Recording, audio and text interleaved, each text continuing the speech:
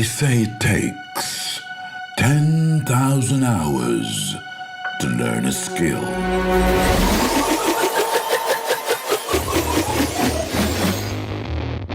But it takes 100,000 hours to master one and turn into an artist.